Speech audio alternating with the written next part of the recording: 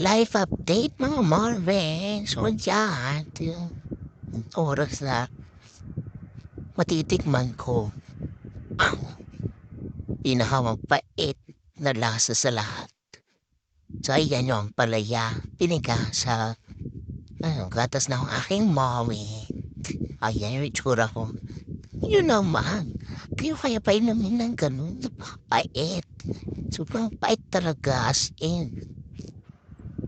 Nyaras ako, syempre baby pa ako. First time ko na makatikim ng bagong lasa. Tapos pinainom ulit ako. Hindi ko na kaya, hindi ko na kaya. Ay, ito po. Alam niyo, gusto ko na lang talagang, ay, nako. Gusto ko na lang talagang maging bata agad. Para matigil na to, oh my gosh. Ito po. Ikaw din yung lasa. Kasi yan pa, may usunod pa. Yun na, naiyak na ako kasi nakikita ko na yung parating na. Oh my gosh. Di ko kaya, di ko kaya. Hindi ko talaga kaya. Oh my gosh.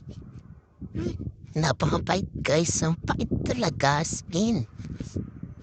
Purga daw yun. Ganun ba yung purga? Napakapait. Oh my God. Sama na ang tingin ko sa mami ko niya kasi gusto ko na talaga siyang saktan. Ano yan? Anyway, kung ba naman ang mapait? O diba? So, gusto ko na talaga siyang saktan yan. Hindi ko talaga, parang ko naging mami to. Pinaghihirapan niya ako ng sobra.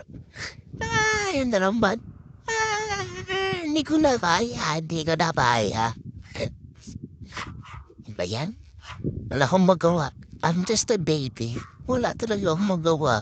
Pag ako lumaki manda kayo sa akin.